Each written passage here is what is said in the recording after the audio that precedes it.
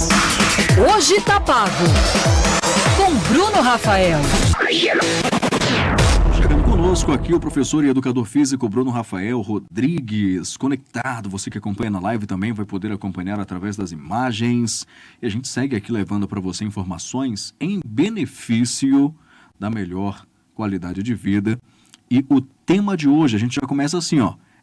O tema é o seguinte: exercícios direcionados para hipertensos, diabéticos e doentes renais crônicos. As dicas são com ele. Professor Bruno Rafael Rodrigues, boa tarde, seja bem-vindo a mais uma terça, professor. Boa tarde, Alex, boa tarde, Thaís, todos os nossos ouvintes. Quero dizer que, infelizmente, eu ainda não faço parte desses novos milionários, mas a gente está trabalhando para isso. Eu ia falar isso. Era justamente essa a próxima pergunta, professor. O senhor era um desses milionários e também chegou aqui o nosso ouvinte. Um desses foi o Neymar, que estava passando necessidade na França e agora foi para o Al Hilal. Estava passando uma certa dificuldade, menino Neymar, né? Já pensou, cara? Bom, professor, agora aqui mandando bala, mudando de assunto. Existem aí alguns riscos, né, para essas pessoas citadas há pouco, como as hipertensas, as diabéticas e também as doentes renais, na prática de alguma atividade física, ou tá tudo liberado, digamos assim?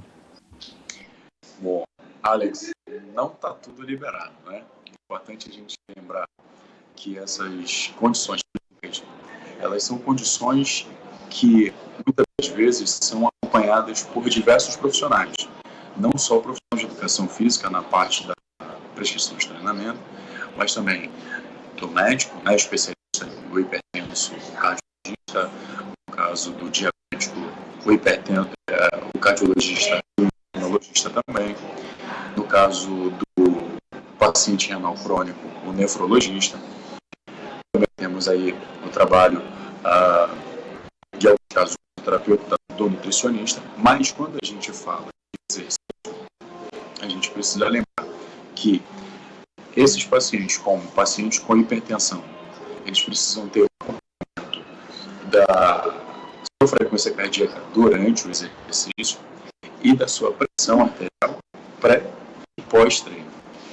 Lembrando que a pressão arterial, né, para ser considerada adequada, ela precisa estar ali entre os 120 por 80, seria a pressão sistólica e a pressão diastólica. A pessoa considerada hoje hipertensa é a pessoa que apresenta acima de 140 ali, de pressão sistólica.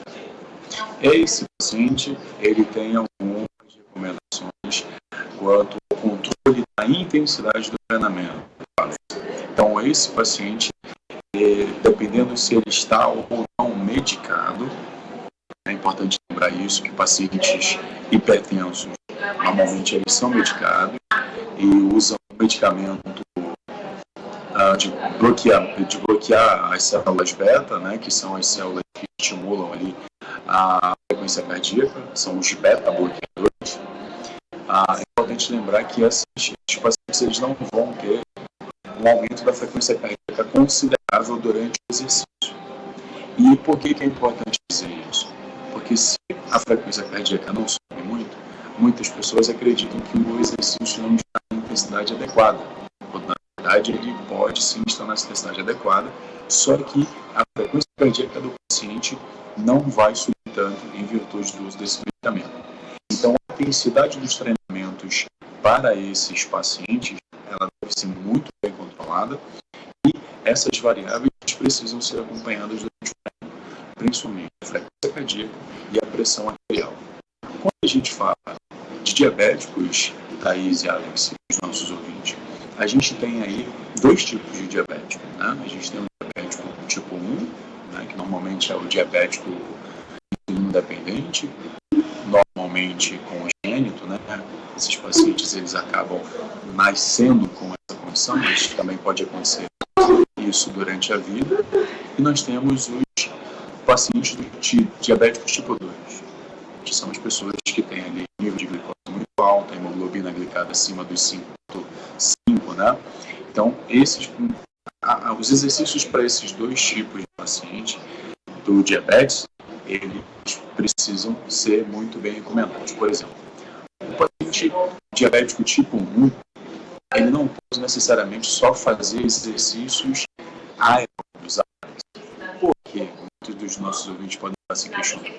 Porque esses pacientes, eles têm uma dose de uso do açúcar no sangue muito alta durante os exercícios aeróbicos. Quais são os exercícios aeróbicos? Caminhada, corrida, bicicleta, natação, enfim, vários outros, remar, né? Tudo isso é exercício aeróbico. E com o uso desse substrato energético, pode ser que esses alunos, esses pacientes com essa condição de diabetes tipo 1, eles sofram um ataque de hipoglicemia, que é quando o açúcar no sangue baixa muito rapidamente e há um mal-estar ali, onde o paciente ou o aluno precisa dar uma pausa nos treinos, recuperar, deitar um pouquinho, colocar as pernas mais acima do corpo ali.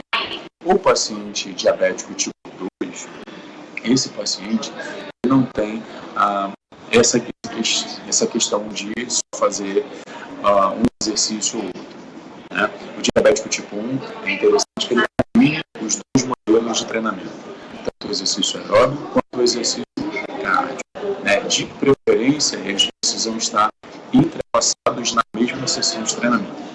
Já o paciente diabético tipo 2, ele já é mais tranquilo, já não tem essa necessidade de estar um modelo componente, um modelo de entrelaçar ali exercício aeróbico e exercícios anaeróbicos, exercícios de fuga.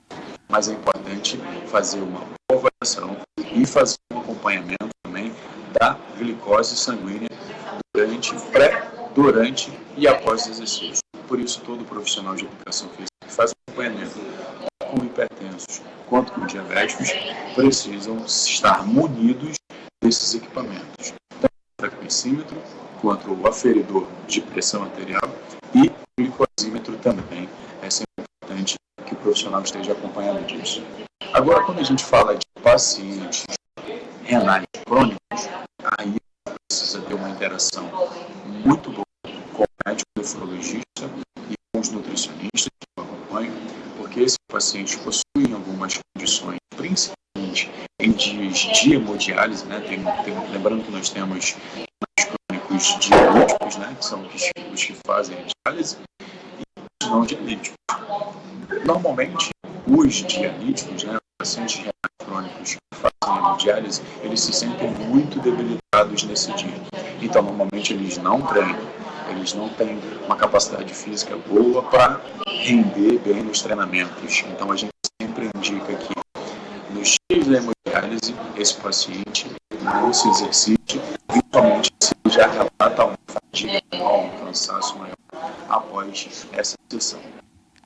São 4 horas e 55 minutos. Professor Bruno, a gente começou nos últimos minutinhos aqui a ter um pequeno problema na internet, eu acho que na conexão também, sinal fraquinho por aqui, também com o nosso tempo um pouco corrido. Será que a gente poderia retornar a falar desse assunto? Pode ser até amanhã mesmo, né, Thaís? Sobre esse mesmo assunto ou na próxima coluna, Hoje Tá Pago, porque ficou bem complicado mesmo de compreender o finalzinho da sua fala. Pode ser, professor? Claro, sem problema nenhum. Hoje o dia tá bem complicado também, a nossa internet. Hoje tá... Fiquem tranquilos. Mas nossa situação melhora. Daqui pro ano que vem a gente entra na lista dos novos milionários, professor. Amém. Amém, amém. 4 horas e 51 minutos. Infelizmente a gente teve um pequeno probleminha com a conexão de internet. Hoje está bem complicado mesmo, justamente por conta desse apagão que tivemos. Professor Bruno Rafael Rodrigues, muito obrigado ao senhor. Então até a próxima semana com mais uma coluna Hoje Tá Pago. 4h52.